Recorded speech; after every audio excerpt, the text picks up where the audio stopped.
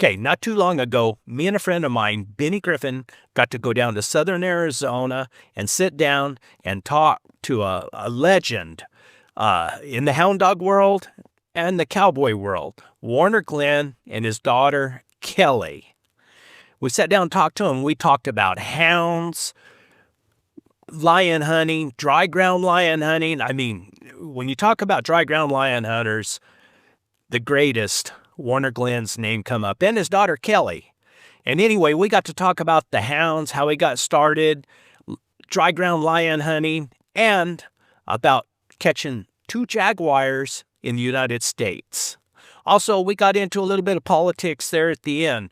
To say I was starstruck and in awe of being able to sit down with him is an understatement. I've heard about Warner Glenn ever since I started trying to do this. But anyway, I hope you guys enjoy. And remember, this is brought to you by Value Pack Dog Food. They were kind enough to sponsor this, and I love feeding their dog food. The hounds do great on it. Also, Full Cry Magazine. Jason Doobie up there runs it, and if you get a chance, he covers the hound dog world. You can subscribe to that. And Free Casting, Antidote of a Houndsman, or what else does he call it? Arizona Working Dog Alliance, Chris Watson. You can give him a listen to, and this will be shared on his podcast. If you don't have time to sit down and watch the video, you can always listen to it on his podcast. So thanks, guys. Here we go. Onward and upward. Oh, I almost forgot. I have my own coffee. You can order it. It comes from Jason at Full Cry Magazine. It's Born 100 Years Too Late coffee. If you drink coffee, like most of us do, give it a try, and it'll help me make a little bit so I can get out and do some more of these interviews. All right, again, onward and upward. Thanks. I'm here with Mr. Glenn, Mr. Warner Glenn. It's been, well, since the first time I heard from you when you were interviewed by Bruce Kennedy in 2001. Always fascinated me. Really honored to be able to be here and talk to you. And the main thing that I talk to people about is their dogs and lion hunting. That's why I'm here. Well, Brett, I tell you, it's an honor to have you here. Spend the time to come and visit with us, and good to meet you. And yes, sir. It's a pleasure both ways. Glad to hear you. Glad to be here, though. Yeah. Let us know, how did you get started with the dogs? How did you, I know it was with you and your father. Yeah. How did that come about? Well, I tell you, my dad was on the Jaguars Ranch, which we still have up in the south end of the Cherokee Mountains. And he was trying to raise some colts. And the lions were killing those colts as fast as they were born. So he decided to get him a hound. So he went down to a little town north of Douglas there, and bought a 2-year-old red-bone hound from a fellow by the name of Martin Williams that was hunted bobcats with this dog. And so he told Daddy, he said, well, Marvin, he's pretty good on bobcats. He's never been on a lion. So Daddy bought the dog. His name was Jack. And took him home, and about a week after he got him, he was riding and found where a lion had killed a calf. And so he took old Jack up there, and sure enough, old Jack trailed the lion away. And my grandfather, my father's dad was Ira. He was with Daddy that day horseback, and they trailed that lion a couple of miles and went around a big brushy hillside and couldn't go any further. And Ira, my granddad, was sitting on the other side of the canyon, and he hollered across. He said, Marvin, what's the matter?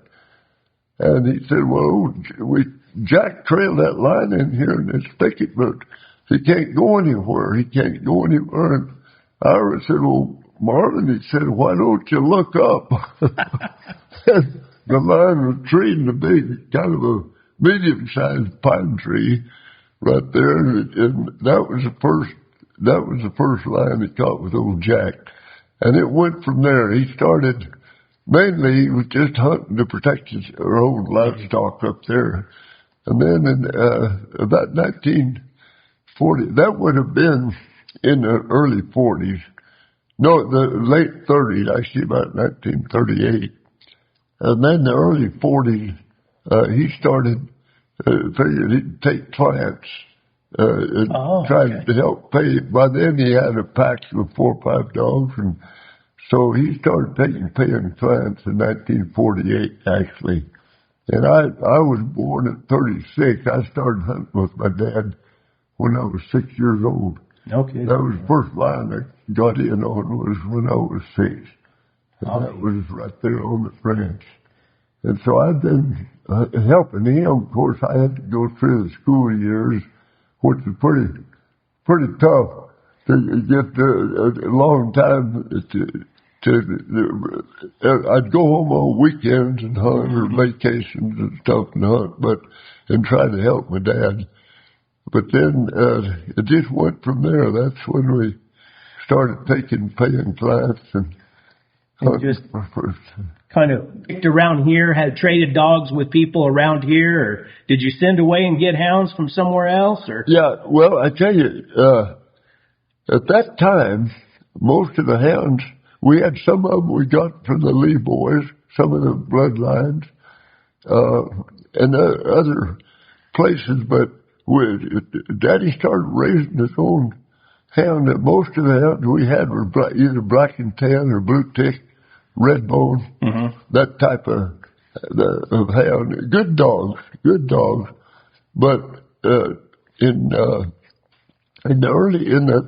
about 1950s, we filmed a little film for Walt Disney called Wetback Hound, and they brought a trained hound that was started not online but just obedient started. He was a trained walker, and that was the smartest. That was one of the smartest dogs.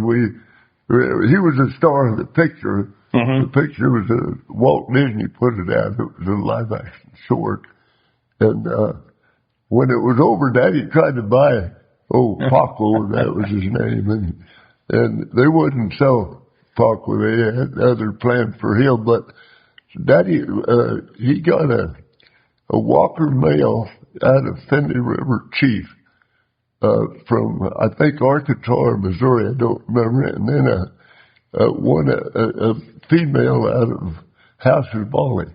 Okay. And he started breeding his own dogs. From then on, we kind of went to train walkers. I remember when you were interviewed with Bruce Kennedy. Right. You start talking. You said something about how did it go?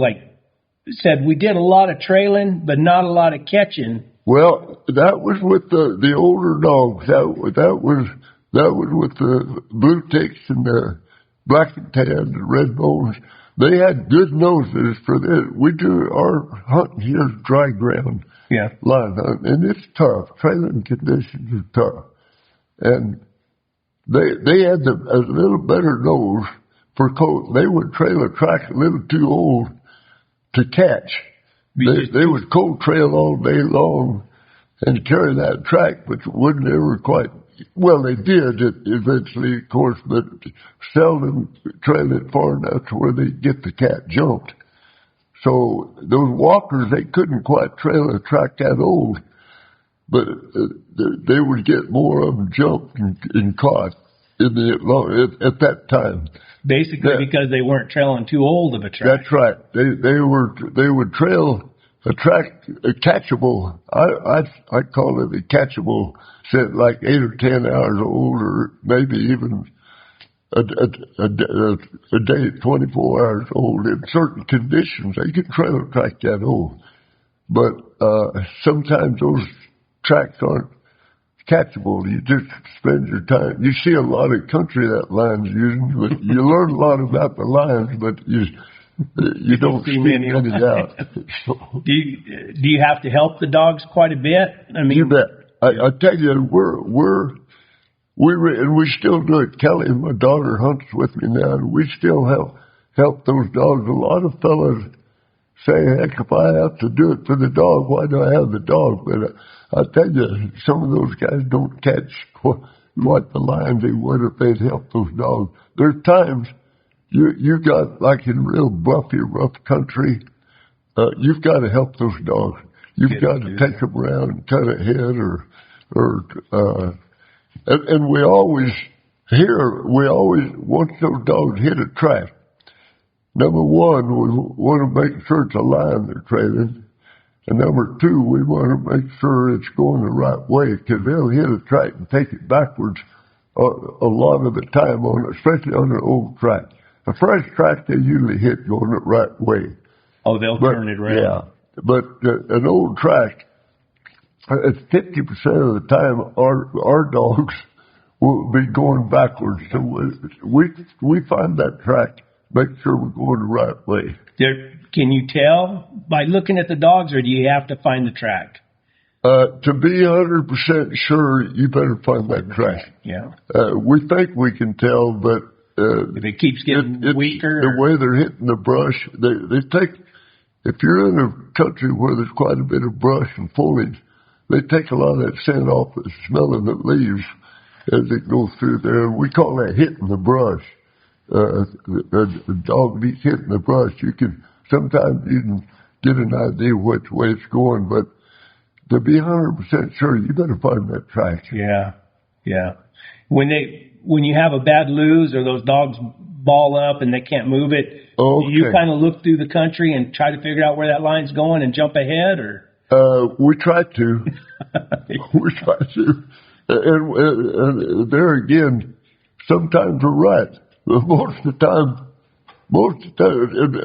time, if Kelly said, I think it went that way, I'll cut every other way first and then end up going the way she said she thought it would be. So, process of elimination. But I tell you, it's sometimes you luck out, you can cut ahead and pick it up, especially if it's a tom line going through the country or following a ridge or following canyons or something.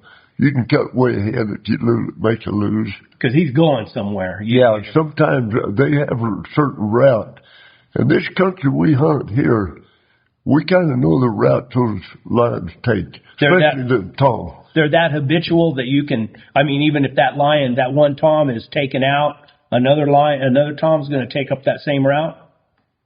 They sure do. They do. You bet they do. I tell you, you can catch a tom out of a country and in sometimes a few months, sometimes a year, another tom will come through there and they'll make the same route. Same route. And it's just traveling corridors that those lions like. So you got a paying customer, paying client, and you're heading out. You've been in this country long enough. You know all those places to hit. We do, especially for males. Now, this is going to sound funny. If you hit a track and it's going here and there, so once in a while it'll be a tom hunting. But usually, if they can't figure out, if that cat can't figure out where it's going, it's a female. But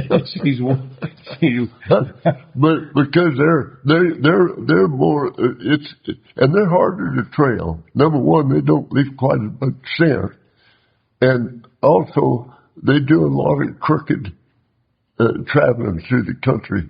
A tom will usually have something in mind if they're making a circle.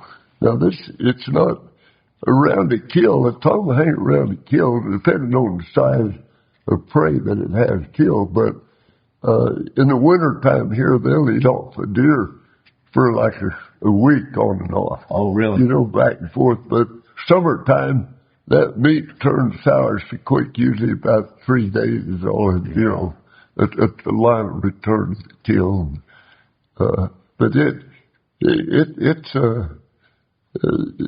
you can't, and of course when you find that track, pretty sure whether it's a tom or a female. Do you notice that, do they come back and check their old kills? Like if they made a Yes, kill? sir. You bet. the lion will come back by a toe kill sometime 2 or 3 months later. Yeah. They'll go back by a kill. They sure will. I'll be. Or where they had a kill. Okay. So back to the hound dogs. So if you had to start over again right now, would you go back and find some good treeing walkers or? Yeah, I tell you, right now I've got a blue tick and a little bit of crossbreed in there, but I like those tree and walkers. Yeah, have you ever? And I don't really think they're easier to train than some of the other breeds, but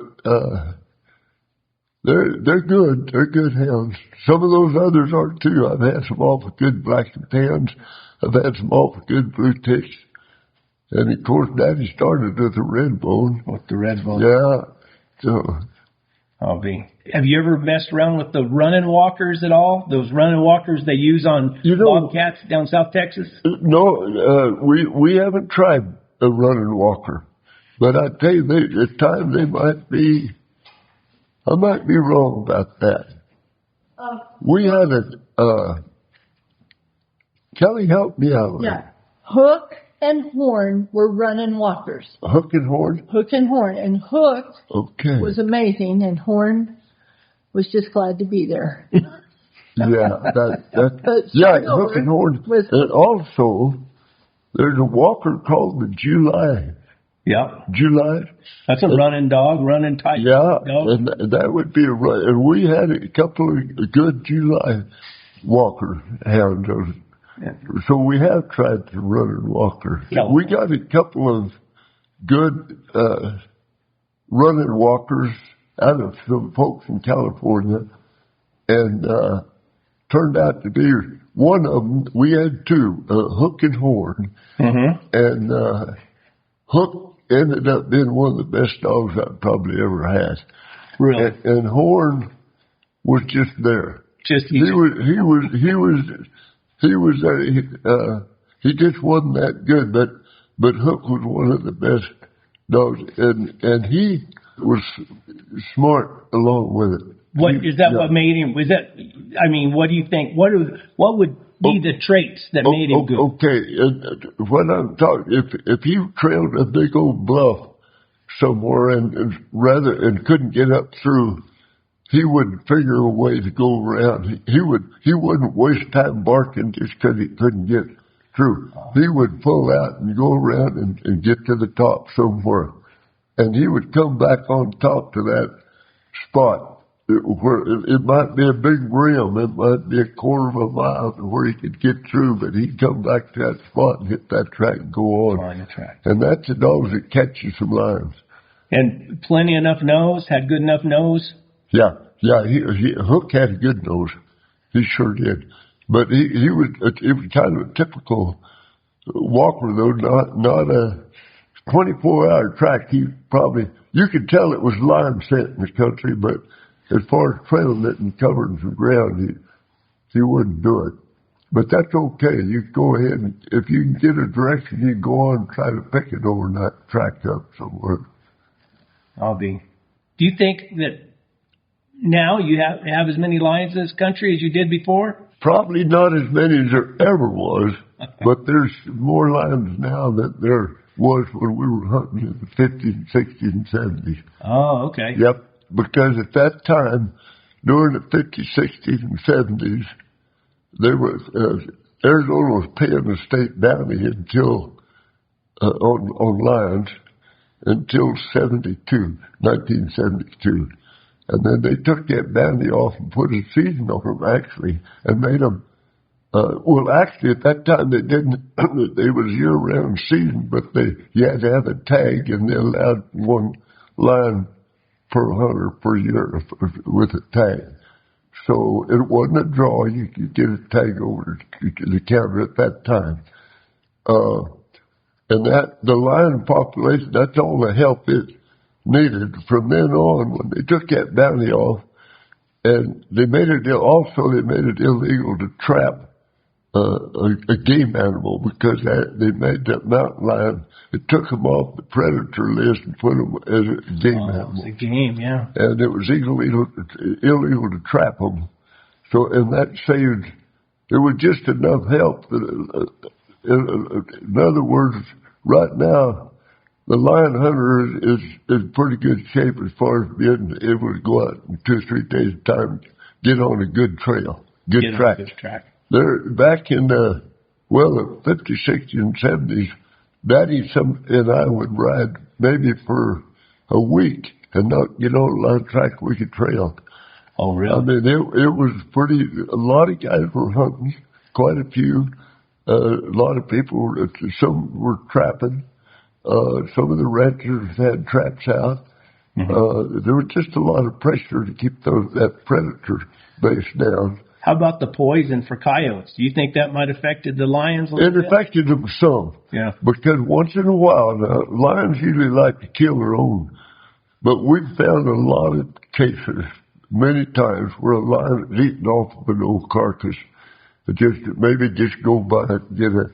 But enough to where when they were poisoning with strychnine or 1080, that type of, that had to affect the lions a little bit. Yeah. Not as much as coyotes and that type, but it still got a few of them.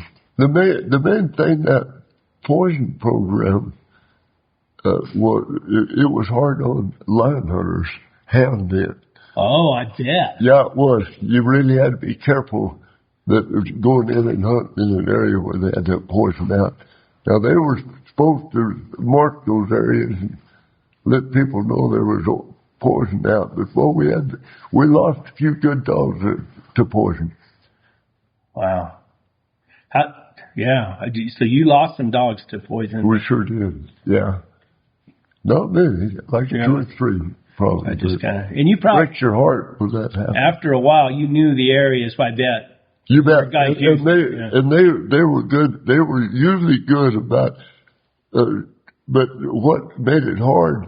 They would tell you where that poison was, but a lot of times you're trailing a lion, you end up somewhere where you shouldn't be because that lion went that direction, you know. That'd be hard. But we don't anymore. That's not happening. Yeah. Do you get quite a few lion hunters in this area? I mean, is there?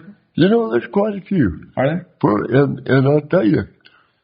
I've known a lot of hunters in my life, and a lot of people ask me, who's the best lion hunter that I've ever known? And of course, I would automatically say my dad, but the best lion hunter any given day is the fella that's got the good dogs. Yeah. I tell you, without good dogs, you're going to catch one once in a while, but I tell you, the fella that's got the best dogs are the ones that's going to catch the lions. Yeah. I guess that's what you're dependent on those dogs to do it. And that's what you should be able to do. Yeah, you've done it long enough where I think there's a lot of us that don't know what a good dog is. We've never been around enough to have anything to compare to. I mean, we hear about it, but to be able. That's why when we come down here, I just wanted to see how our buddy was hunting, and what kind of dogs he used, and I'm always anxious, to see how other people do things. You can have a top dog in any breed. Yeah. Any breed, I mean. How long would you give a dog? How long do you give a dog a chance? 2 years. 2 years. You bet. I'll tell you, I've had dogs that ended up being, I got Johnny Clump came over and bought a pup for my dad. And he said, I'd like to have that dog right there, the pup. And Daddy said, well, I kind of told Warner that he could have that pup. And Johnny said, Warner won't care. He said, I'll bring Warner a pup that I raised. So Daddy said, well, hey, go ahead and take him. So he took it, and Johnny, sure enough, he brought me a pup. This pup was like this. And that for 2 years, that dog did hardly anything but just follow my mule. And one day we trailed a lion into a bluff. And that female, we were hunting the lion. And that lion ran out of that bluff, that old Clump. I named that dog Clump. He was sitting under the shade of a tree right down the foot of the bluff. And that lion came out between Tommy. Todd was helpless. Tommy and I ran off and ran right over old Clump and just cannonballed him. And old Clump got up and took after that lion and treated him. And from that day forward, that dog was one of the best hounds I've ever had until he died. Obviously. Yeah, he lasted about 12 years old and was absolutely one of the best dogs I ever had. And so Tree and Walker. And so by 2 years old, you want them cold trailing and yeah, they should be getting in and helping work the track, and also knowing how to find something in a tree. Locate. Yeah, mainly to get in there. If they're in there and helping other dogs work the track, they're going to turn out all right. I mean, at 2 years old, they ought to be helping you. Ought to be helping. Yeah, if they're just trotting along, yapping or something like that, that's not a good sign. Is there anything what won't you put up with a dog? I'm sure fighting. Well, I tell you, it's bad to have a dog that's barking all the time when he's not on the track. I don't like that because it pulls those other dogs off. When they're really trying to, if the dog just standing around barking and yakking, it's hard for those other dogs to concentrate on what they're doing. I don't like a heavy barker. Yeah. I'd rather have a little less barking and more working. Yeah. But, and y'all have always, when you hunt, you get on a mule and you just make big circles and hunt the country, kind of like I was told that just... Yeah, we usually try to cut. I tell you, usually you're riding, I'd say about 12 to 15 mile circle during the day. Of course, in the winter time, the days are short. But you can hunt all day long in the winter. Mm-hmm. Summertime here, boy, you got to get out there. You got to be hunting about 4 in the morning, daylight. Yeah. And about 10 or 11 o'clock, you better head to the truck. Head to camp. You have trouble with rattlesnakes? On account of heat, mainly. Just the heat and lack of water. Yeah. Yeah. And I tell you, Kelly and I, we take, in that summertime in a hot, dry country, we take a pack mule and pack water with those dogs. Yeah. If they're working all day long, cold trailing and stuff, they got to have some water. Yeah. Yeah. Are y'all still taking clients out some, or? Nowadays, we kind of quit taking clients. More nowadays, we respond to fresh cat kill if somebody has a domestic livestock killed or something. Yeah. We're going to try to catch that lion, and we usually take a hunter with us, like somebody we can call if it's got a tag. It's ready to go. And we make them a special deal if they pay us so much to go that day, and if we catch a lion, it's a bonus. Sure. For them and us both. So. Yeah, I had somebody ask me. In other words, we still get our guides licenses. Yeah. We do. I had a guy ask me if I ever got to talk to you, if I'd find out if you guys were guiding hunters anymore, or guiding lion hunters. Usually, if it's somebody that's close, we put the name on the list, and then because a lot of guys, if you call up and say, we're going to go on a kill tomorrow, can you go? If they have a tag and everything, we'll take a mule for them and meet them, and they go with us. Oh, cool. And that helps them and helps us, too. Come on, sit down and chat a little while. I'd like to have you answer a few questions. Answer your questions. I'll ask you. You're the other half of this show. I'm one of us. Here, just point that between you. My Indian name is One of Us. One of us. We were riding along one day, and Dad always said one of us needs to go find the lost dog and one of us needs to move the truck. And I said, I think my Indian name must be one of us. That's something. Yeah. Anyway, Kelly, right now, she's the one, my eyes are where I can still see okay, but as far as finding a track, sometimes in this dry country, as you guys know, it's hard to find that line track. It's hard. She's kind of a world leader at locating a line track. And she darn sure looks. She gets off and looks, and she'll find it if it should be found. That's a talent. I mean, I have a hard time. I get like those hounds. I get a little trashy, and I'll turn a dog track into a line track. I mean, I'm not real good at it. Like I said, I get trashy. Well, they tolerated a lot. When I was a little girl, I bet I showed my Grandpa Marvin 1,000 tracks there'd be half a cow track, or it'd be a part of a bear track, or a big coyote track. Yeah, he tolerated a lot when I was learning to figure out the difference. See, like Orville Fletcher told me when I got to hunt with him, he got me out of the truck and he said, run over there and see if that's a line track. And I got out and I went over there and I was looking at it. I wanted to make it into a line track so bad. Finally, he just yelled at me. He said, either it is or it isn't. Get back in the truck. Yes, sir. I said, I don't think it's a line track. Did you ever hear of Orville Fletcher? I didn't know him, but I've heard the name. Yeah. Yes, sir. He was one of our, older lion hunters, wasn't he, Benny? He was still hunting lions up into his 90s. Oh, okay. Where did he hunt? He was out of Albuquerque, and he hunted down everywhere, I think. He hunted the Ladder Ranch. That's right. He hunted the Ladder Ranch. Oh, For Ted Turner. And that's Orville Fletcher? Orville Fletcher, yeah. He's I didn't know he was still hunting. No, he passed away. He passed on, but he hunted into his 90s. I hunted with him. He was 80.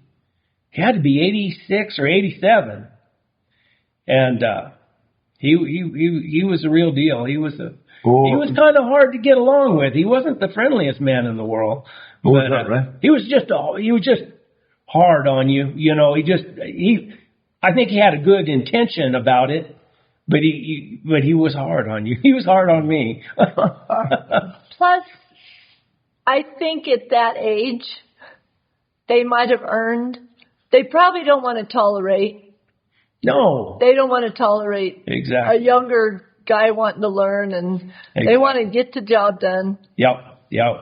Yeah, he was, and when I got to hunt with him, I hunted with him a couple times, and then he called me and asked me to go hunt with him again. And somebody told me, he said, well, if he called you to go back and hunt with, he must have liked you, because if he didn't, he had never called you back. Yeah, and I said, man, I sure couldn't tell he liked me from when I was with him, because he was a little hard on me. But, tough love. Yeah, that's what it was. But anyway, what do you think the future is for lion hunting and doing things the way y'all have done it for so long? Do you think it's going to continue, or? I think one thing that hurts us is social media, because the future is going to be filled with people thinking they want to save the world. They want to save the animals. They want to save the lions. They want to save the environment. They want to save all this stuff, but they don't realize there has to be management. Mm-hmm. And so politics and people making policy that don't understand. So it's a warm and fuzzy feeling that we know we can load up our hounds and go hunting tomorrow morning. However, now we have to be careful in how we portray what we did and what we're doing. And I get it. When you catch a hard-running, dodging lion, and you're so proud of your dogs, and you're so proud of yourself and your mules, and the younger generation wants to put that out there, mm-hmm. And I don't want to say brag about it. They earned that right. However, you got to be careful. Yeah, I think so much of the problem is that the general public who doesn't know any better, that doesn't know what went into actually catching that lion. Right. They don't see that part. Right. All they see is the dead lion and the That's guy right. shooting it out of a tree or off a rock. That's right. They don't see the 2 miles that the dog's cold trailed, or 5 miles, and the cactus and the rough, and trying to figure out where he went. And like you said, helping those dogs and or the 3 or 4 days before that it took to try to find that lion track. Right. All that stuff, because that's not exciting. They don't. 20 days that they didn't do anything but just make circles. Yeah. That's right. Yeah. So the fair chase, they don't understand that it's darn sure fair chase. Absolutely. Yes. Yeah, and that's a North American thing, you know, Roosevelt. Yeah. That clear back to then. I think it's really critical that we educate the next generations. And it's fine. It's wonderful that we have all this technology. Warner and Marvin, and even in my early years of hunting, we did a lot of hollering. Now that wouldn't work too well because Warner can't hear me holler. Oh, yeah. But we would holler across the canyon and about what the dogs were doing, or, you know, and then my grandpa got radios, those great big clunky radios, yeah. and that was a lifesaver. And Dad and I use radios because Dad cannot hear. He cannot tell the direction the dogs are barking from. Oh, yeah. And I can tell him and say they're east of us or whatever. But there's a lot of technology now that is going to make it easier for younger generation lion hunters to not know the basics of lion hunting. Exactly. They're going to... Especially your tracking collars. Yes, that's great. We used to whip and spur to keep in hearing of our dogs. We don't have to do that anymore because we have a tracking collar. And I think about it a lot because you had to push the envelope all the time to catch a lion, especially those wild running lions. And now you can depend on technology. And it's a sad deal because nobody even realizes, except the older generations, the loss of the grit and the try that had to happen in order to find your dogs. Yeah. Now we have something to buffer and cushion. And it's not diminishing anybody's efforts. Yeah. It's just, it's like anything, old school versus new. There's the part of the craft is lost. The craft of dry ground hunting. There were so many components that now we don't have to worry about. Yeah. No, I agree. And like in my videos, when I video, I call it cheating. I say, I carry my Garmin right there, and I'll, you know, the dogs will get somewhere and it might be rough for me to try to get to them, but I know I can go around. I'll pick up my Garmin, I'll look at it, and I'll say on the video, I say, well, I'm cheating because I want to see where those dogs went before I commit to something. Right. You know, and you couldn't do that before you had that. You had to go to you had to commit and go. Well, and we had to go the other way. Yeah, yeah. My grandpa and my dad were legendary in that they ran with their dogs. They went with those dogs. Before I started, as a teenager, my grandpa would take Warner's mule around that mountain, and he'd go afoot. And then when I came along, my grandpa let me take Warner's mule, and my grandpa would just whip and spur and get around the mountain. He was a free man, you know. But we are thankful now. I can tell Dad what it says on the Garmin. Dad, they're going east. Well, east might mean they're already over that peak. And then we can rim in there and get with them and go on. Yeah. And it's good. That's all good. It saves your dogs maybe getting hurt or killed in a situation. The 2 Jaguars that we trailed and bayed were both relatively aggressive. There are other people who have encountered Jaguars in the United States where those Jaguars were not near as aggressive, which is the nature of that beast. I mean, lions are the same way. Some can be mean and... Right. But if we lost a dog in the Chiricahuas, no doubt Dad, I was injured. Dad was trailing a Jaguar, and 100% sure that the Jaguar killed our lead dog. Really? And Dale Lee always said when they were hunting those Jaguars that they'd get the lead dog because he would be coming in first and they'd get that dog. And he would be so far ahead of the other dogs that. Yeah. So there's things that those tracking collars and at least help you get. Maybe cut corners and cheat. They say if you're not cheating, you're not trying. That's right. So when you're trailing a Jaguar, now after catching a couple of trail, can you tell if you're trailing a Jaguar now compared to a lion? Not unless that would be really hard. You would have to see the track really good to be able to tell. I tell you, I couldn't tell. It's the same kind of frenzy that trailing a good big tom lion is. Sure. They're just intense, and you just assume. I know the first one, I hit the track with one dog, and I called Warner and said I'd hit a good lion track. Yeah. Just for that body, the energy that their body's exuding. There's nothing else about a Jaguar that you would know it was a Jaguar versus a lion until you see the track. On the Jaguars, do you feel like you trail them further? Does it take longer to get them jumped? Or after they're jumped, is it harder to stop them, I imagine? Or? Well, the two that we've had experience with, they have been hard to stop. They have been, and they did not tree. They bayed on the ground. Oh. They bayed on the ground. Now one of them got out on top of a big bluff. It's more, I'd say, that would be that one there. And he was on top of that bluff when I first saw it and saw there was a Jaguar. The dogs had been running him for about 5 miles, actually. Wow. And we could hear him bark and bayed. And then before we could get to them, they would pull out, that thing would leave and pull out again. We'd get within like a quarter of a mile from them when you hear them going on. And that's why we were apart that day on the first Jaguar. I went on. Kelly went back to get the client because we thought we were running. Thought you were big Tom. Yeah. And he would go over a peak, and you could hear him bark and bayed on those like big buttes and the Palencias. And we'd talk back and forth. And Dad would say, okay, they're bayed, and I'd say, okay, and I was still trying to get the client and get him through that rough country. And then Dad would say, Kelly, they're going on.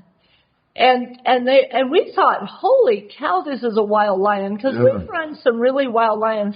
The lions that come up through here, some of them have been run by hounds. And in Mexico or whatever. And educated. And they're educated. And through the years, in the early years, a lot of ranchers had a few hounds. And they ran lions. Yeah. And they would educate them. Yeah. And so. A lot of lures. Yeah, they do.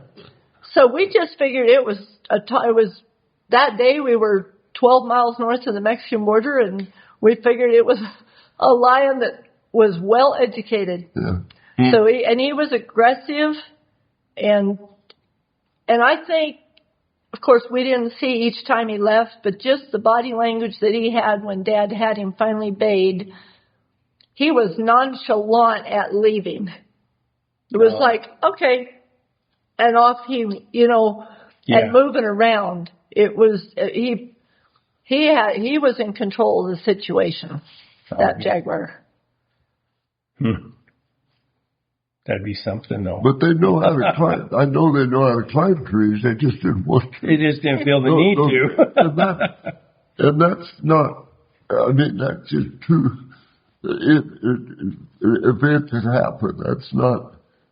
I don't know. I don't know if that's typical of the northern Mexico Jaguars or what. But I know some of them tree because since Jack Childs treed one. And it was pretty calm. It was calm in the tree. Remember, Jack Childs was calm in the tree. You bet. And so was the one that Don Finn treed. Those two treed. They were passive. Yeah. I wonder if it was the was the geography different? Were they treat theirs, or were they caught theirs? Then were Same kind of southeast Arizona mountains. really? Yeah, yeah. I think one of theirs was off a kill. Wasn't Jack Childs off Maybe had a a kill? I'm not sure. I'm not sure. I can't remember that. Maybe had a belly full. Huh? Yeah. So can you liken it to the difference in bears? The I don't know. attitudes? Well, we don't run bears, but I think it's a difference of any animal. Not sure. Yeah, no, it's working. I think any animal, you can have a litter of pups.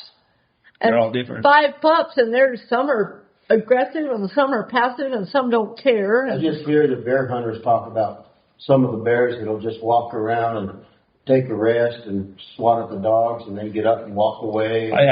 When I was up in the mountains and I ran those bears, I had a lot that were like I always kind of blamed it on my dogs, that I didn't have dogs that were aggressive enough to make one climb. But I know what happened.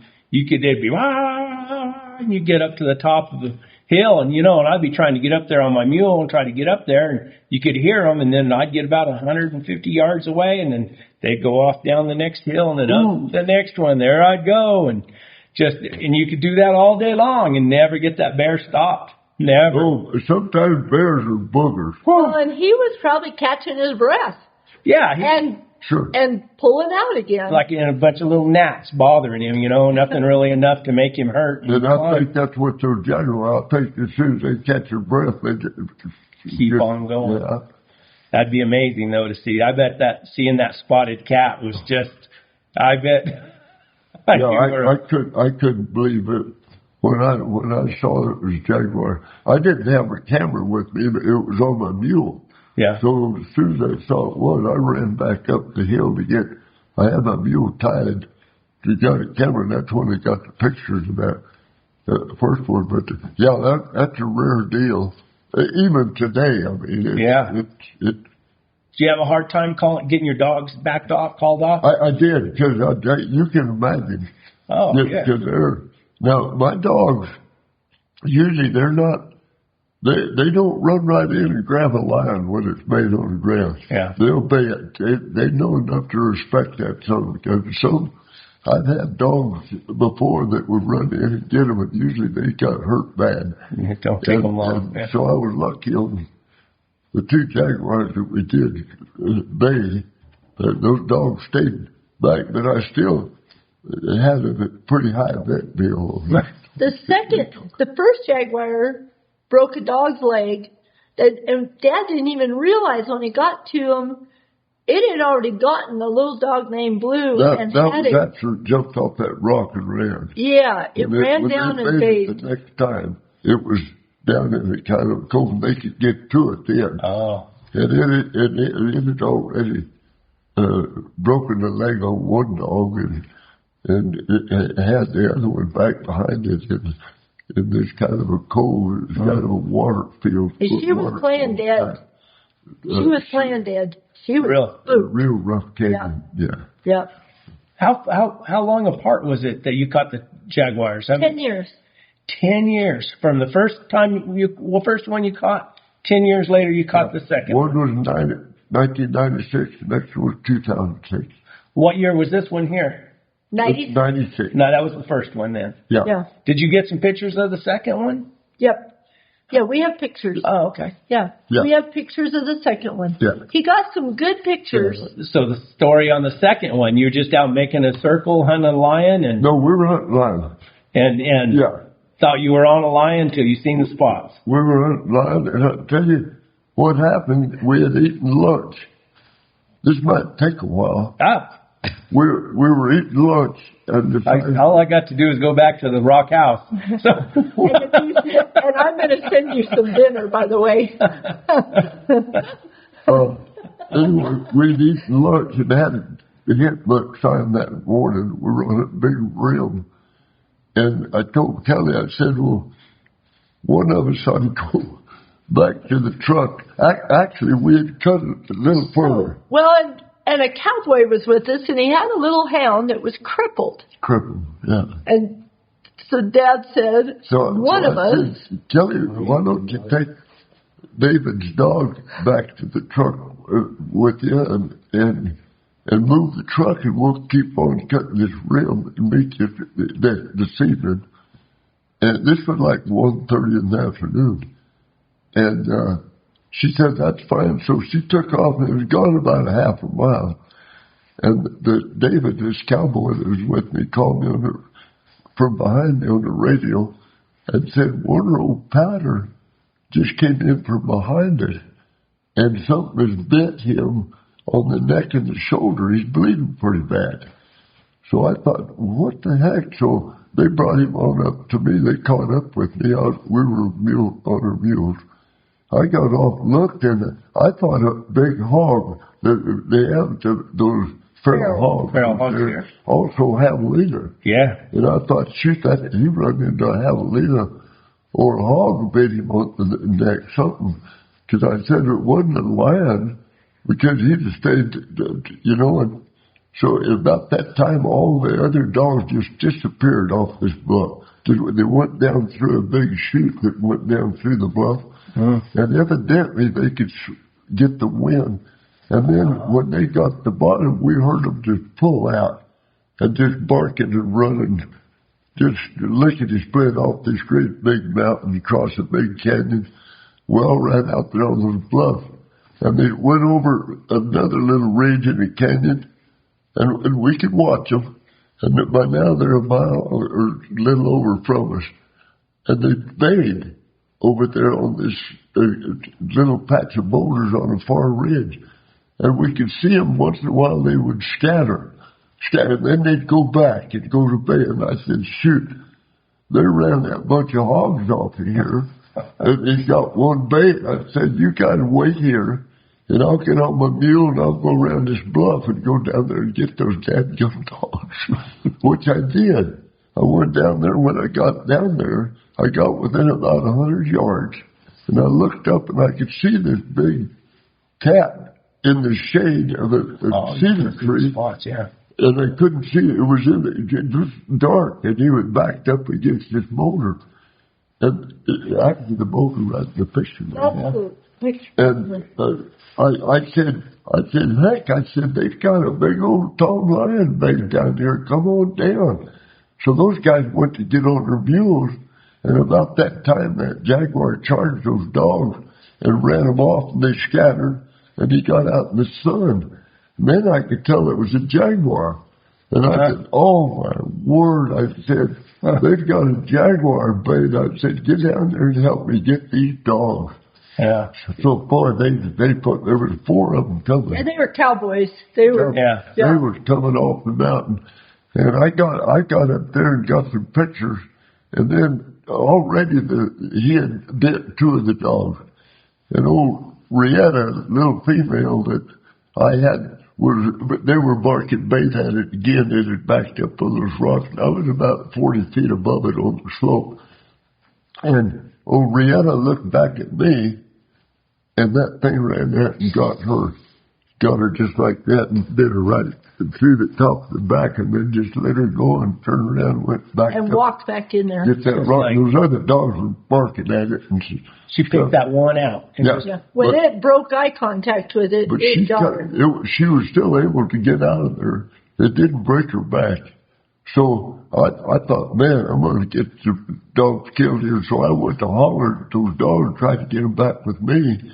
And they came up there to me, and I was with my mule.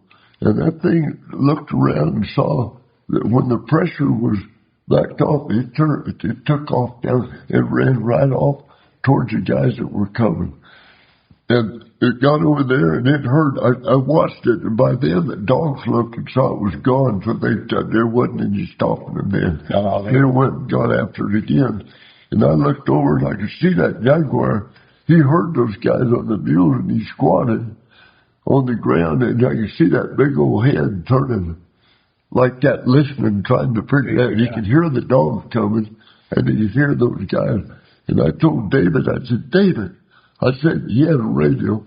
I said, that thing's right ahead of you, about 50 yards, crouched on the ground. And boy, you can see those guys pulling it. And when that thing heard them, and spotted him then, and he took off and ran down a big long ridge And those cowboys were loping on both sides, and by then the dogs had caught up with him, and they bait him again against the foot of a big old cedar tree. And by then I had gone and got my mule and whipped and spurred down there and caught up with the bunch. We got all the dogs back, and we held the dogs, and that thing left. And Kelly was up on I had come back to the top of the bluff watching. Oh, you could watch it with the binoculars. And she watched it. It went on down the ridge, and it didn't go south toward Mexico. It went north. And I saw it go over 2 little ridges, and he was just walking.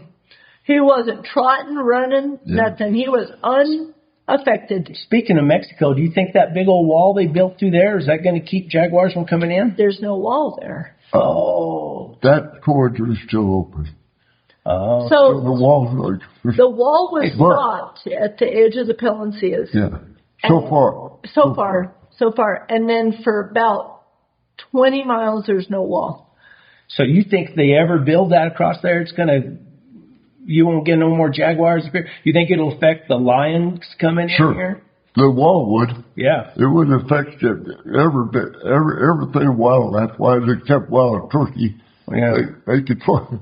But I tell you, it would affect it. But well, in the wall. So what the policy is, they open the floodgates in the monsoon season. So for July, August, September, the canyons are all wide open so it might trap something up here when they close the gates, or it might trap something down there. But there's a point that animals can still use their corridors. But then there's an example is there was a mule deer buck right down here on us.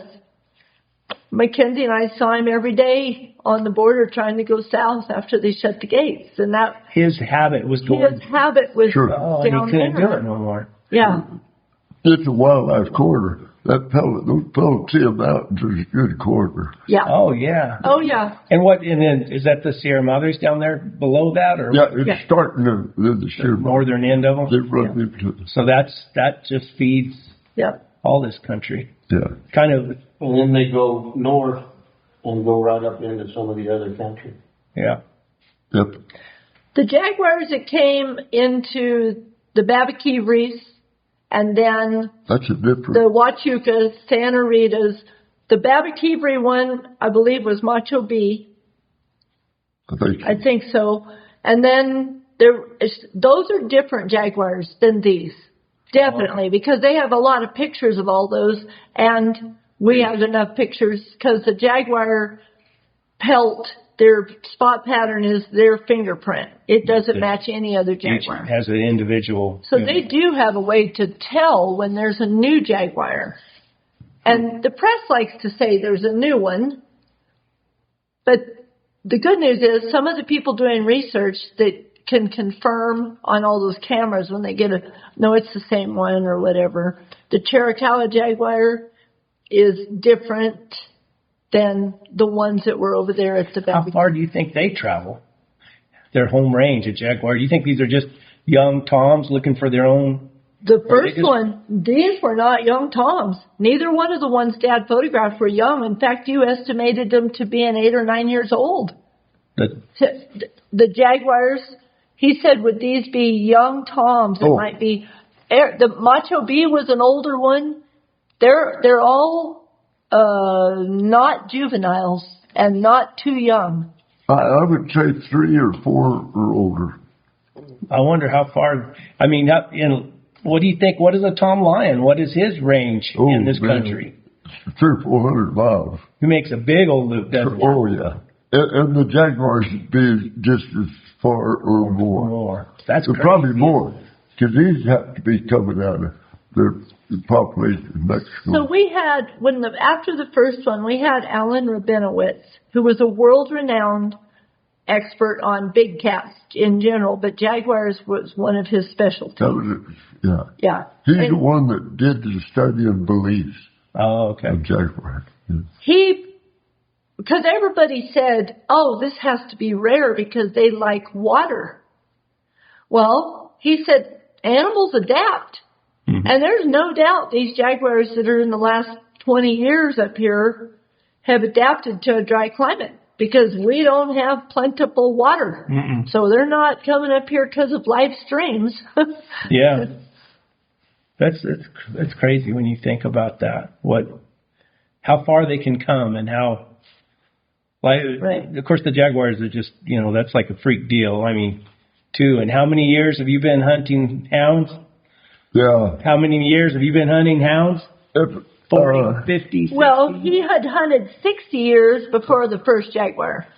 So catching a Jaguar is kind of a freak deal anyway. Yeah. But, and to imagine that, how many maybe pass through, no one ever sees, nobody ever knows about. Exactly. Huh, that's crazy. What do you think, Mr. Benny? You got anything to add? I've heard of other people hunting with you guys.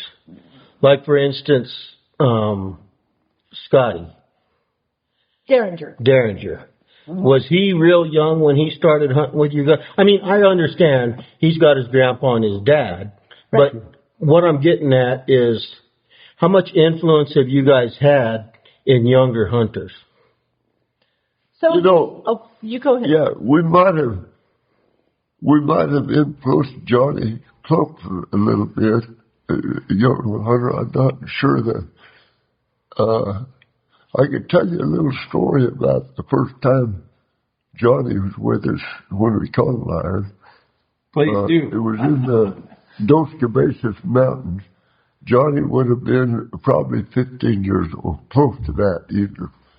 And he had just started with getting some dogs, and we were sitting on a big old peak. We had caught some lion in there that week, and Johnny and his dad came to us and met us, and his dad said, "Marvin, do you mind if Johnny brings his dogs up here and we hunt with you tomorrow?"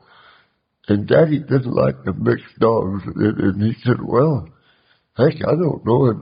And Daniel, he's Johnny's dad, he leaned over to my dad, Marvin, and he said, "Don't worry, Marvin will never make it up here. They'll run the first deer." Anyway, so Johnny, he came on up. They came on up. We caught a lion. That was the first time. I think it was the first lion Johnny had been in on. Is that when y'all ate tacos? Pardon? When y'all ate tacos? Probably so, because my grandma would send tacos. That's with what them. Johnny I think said. we did. Yeah. I think we He did. said so after he caught his first lion. With you and your dad? You and your dad. Yeah. That after that, he packed tacos every time for good luck. Oh, well, and my grandma packed us Maybe all we tacos. influenced him what to eat. Well, let me tell you what. I think Sam Derringer, he's one of the great hunters. Sure. No doubt about it. And he got a lot of his start from his dad. Mm-hmm. From his dad, of course. And then young Scotty came, Yes. So, yeah. he came, Sam asked if he could come and hunt with us one winter on a hunt or two so that he could see how to handle clients, which was my job. So that was, Sam wanted him because they were going to get more into that. Mm-hmm. And and he was here 10 days. We had a guy from Texas, and we caught a lion the 10th day. That's kind of not our average, but close. With the fair chase thing. Yeah.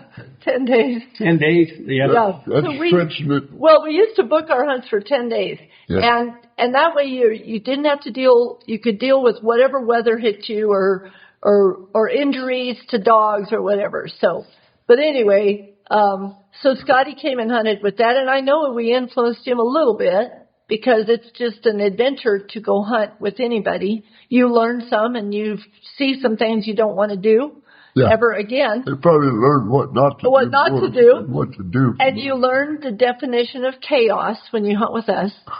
So, Wouldn't that be fun? and a cluster.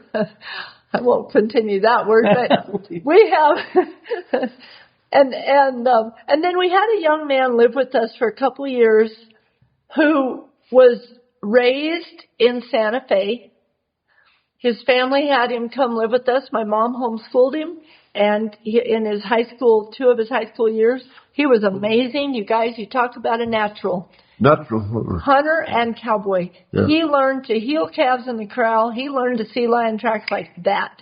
And so I think, and then there's some other young people who have come through and hunted with us at our invitation. They didn't go on to be lion hunters, but they went on to be in the agricultural. They were non-ag, and they went into ag. There's a young man in our life right now. I say young. He's 40 years old. He's an amazing athletic hunter with some really good dogs. He's got really good dogs. Oh, boy. And he's a good man, and he's good to his dogs. He got a bunch of dogs that go to Steve Smith and Larry Hendricks. That's right. And right. I knew Larry's dogs. Uh-huh. Oh. I had mostly Larry dogs. Oh. And I knew Larry's dogs genetically, lineages and all, and that's why he called me. But still, I'm very gun shy. Well, and we all are, because in this industry, there's a lot of people who want to be, and there's a lot of people who could hurt us, hurt the industry. And so you are gun shy. It's like anything in the firearms or hunting world, you got to be a little careful. Well, and because of social media, Yep. That's right. I have had U.S. Fish and Wildlife undercover people search me out. Oh, yeah. Absolutely. Because I shouldn't be successful because I was not an outfitter or a guide, and there's no excuse for me to have the caliber of dogs without being just an outlaw poacher. Right. Right. So, and as far as Andy goes, he's aware of all. In fact, I ask him a lot of times when I'm asked to write a paper to back somebody up on keeping lion hunting season open or whatever, in whatever state. Texas, I did a big deal for them. I ask Andy his opinion from his age, his generation. Because my generation and Dad's are old school. And, but yeah, he's a really good guy and a good man and a good hunter. I'm glad to hear that. Yep. Yep. 'Cause now I won't shy away from his phone calls. Well, and he's interested in his dogs and their lineage and that matters to me. Yeah. Because these young people that we were talking about, all they focus on too often is a carcass. Yeah. And I focus on how did we get there. And I can't smell the track. I took a picture of Brett Vaughn off of his mule down in the rocks with one leg up in his hind leg up in the air. He was trying to smell a track. My eyes weren't very good. I was trying to And I snapped a picture. Oh. And if you look through his stuff, you can find that picture. Oh, that's funny. And we were just catching a lion that day. we were just jousting each other. So it's how you bark and how you wag your tail. Well, yeah. That's what- His tail Kind needed of ball. getting Kind of a ball. bag and sticking out there. I'm kind of ball on track, a little babbly sometimes. There was a rancher up here, Benny Snur, and he loved hunting lions, and he always had a few hounds, and he had a basset. He always had a basset, and he'd trail lions with that basset. And he would get my dad or my grandpa in the Gadsden Hotel lobby, and he'd be on his hands and knees, crawling around, baying and barking treat, and he told his stories in all of that. Acted them Yeah, out. acted them out. Yeah. That's Snores. perfect. Is that I knew the boys who wrote. Billy and Clay. Clay. That's Just wild as a peach orchard boar. very.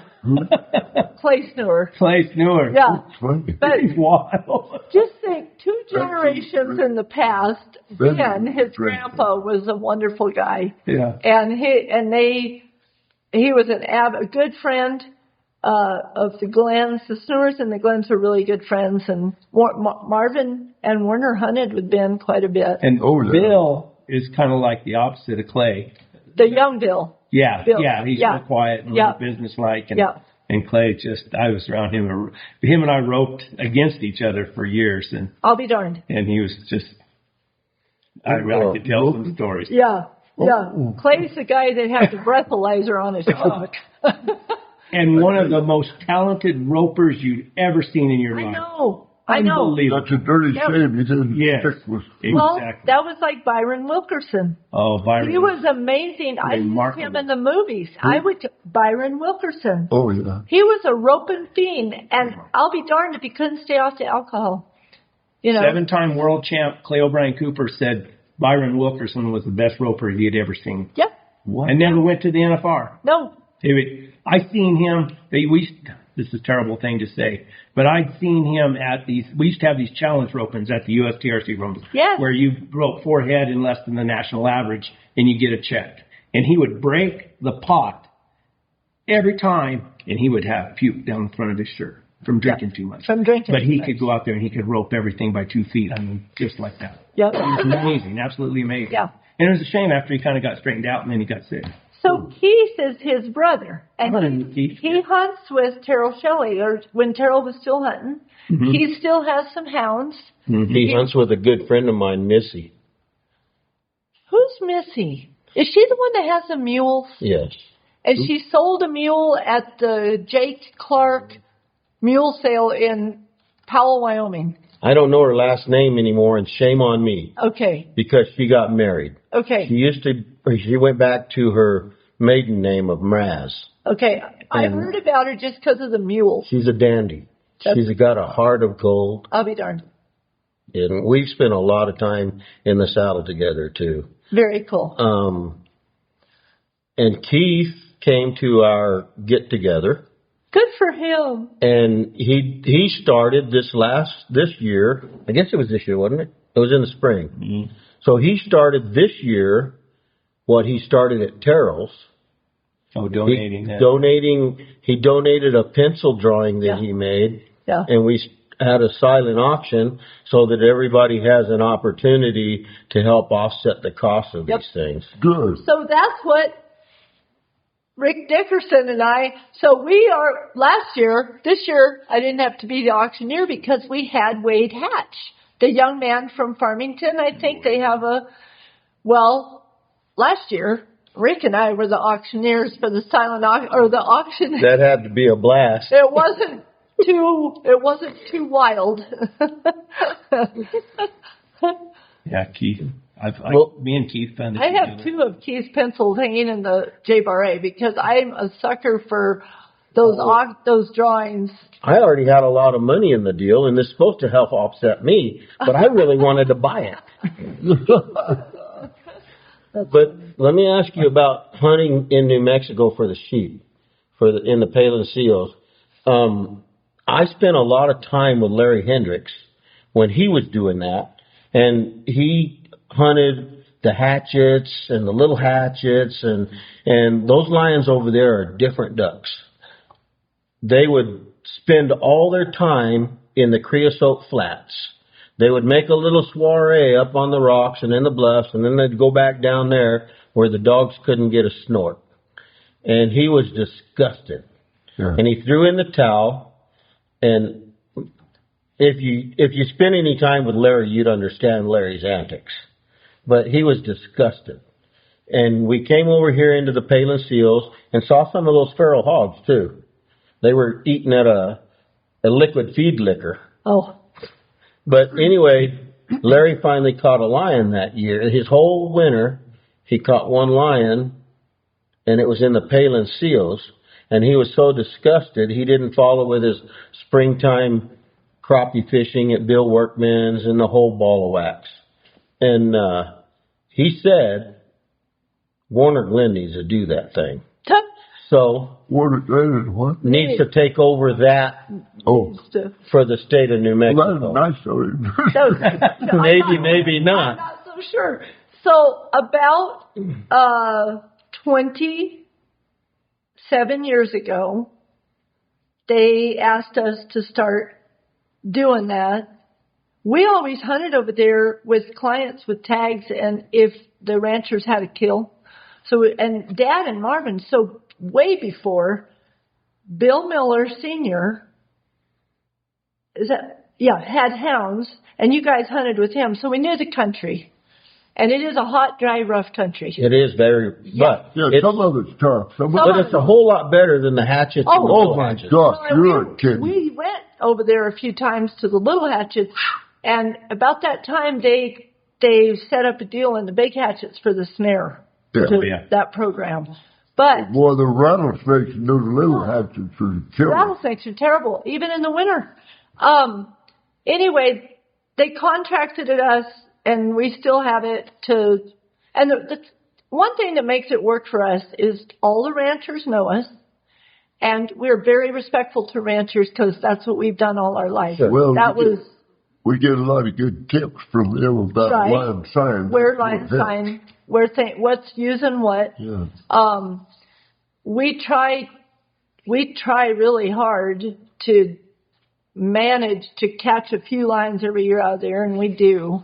But that's a political minefield too, because New Mexico is heavily persuaded by the organizations that are anti-hunting. Yeah. And sometimes, and they told me this themselves, there's more people that love the lions than there are that love the bighorn sheep. So we just try to be respectful to the ranchers, get her done. We do a grid we hunt down the stream and up. It's from Skeleton to I-10. So it's quite a long, piece of that. Warner, let me help relieve that pressure I saw. My wording for what Kelly was explaining is people worship predators, and in so doing, they are worshiping the creation more than the creator. Plus, you told me something else about the activist. Yeah. That's right. Active conservation. There's a huge difference between a conservation activist and an active conservationist. The conservation activists live in the city and they have an agenda that's heartfelt.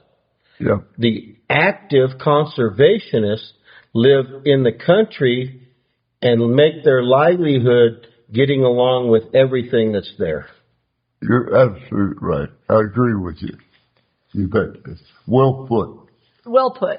Another word that needs to always be in all of our conversations is management. Yes. And the lion is a big game animal that should be managed because there's nothing else managing them. As far as protecting the prey base, that's one thing with the Jaguars. They evidently are having I've almost switched to Spanish right there because I've been talking a lot of Spanish lately.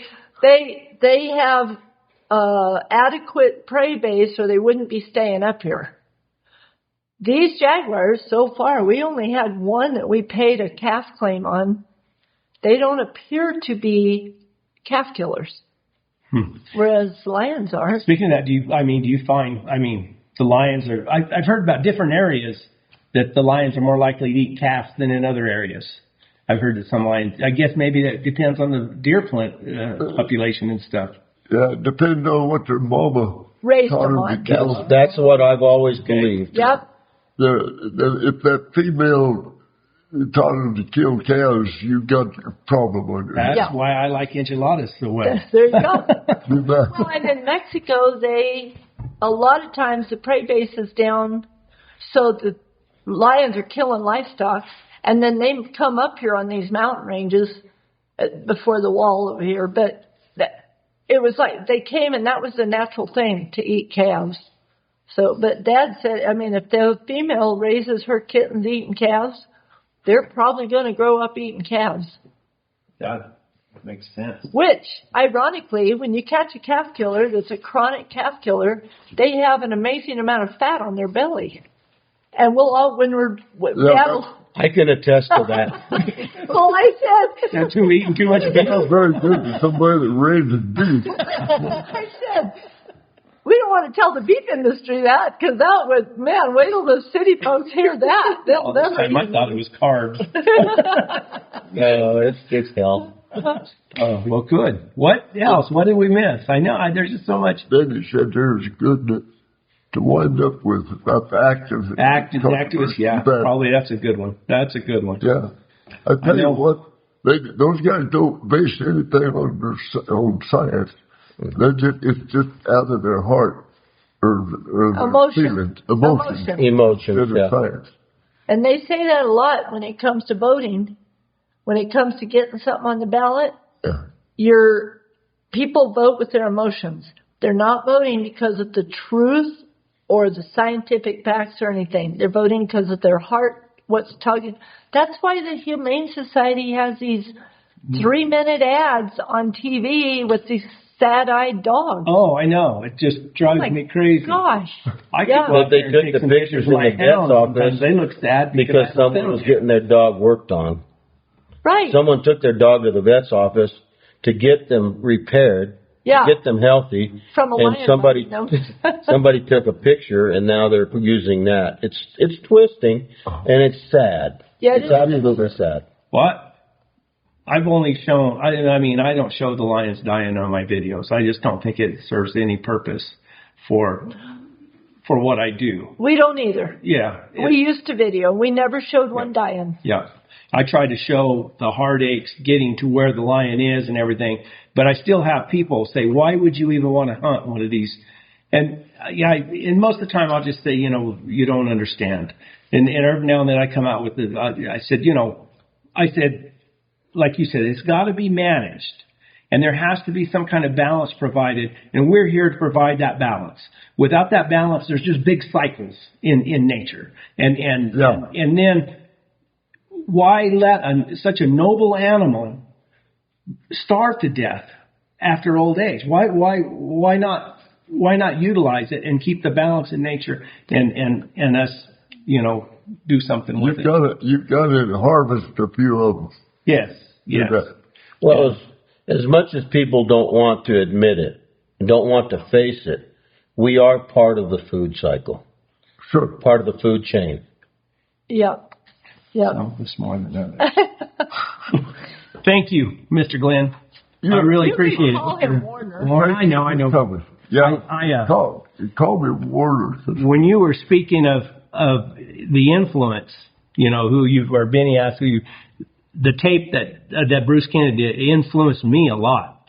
So with something like that, you influenced a lot more than you realize. Oh, well, good. And Dad does. He has been huge in a lot of people's lives.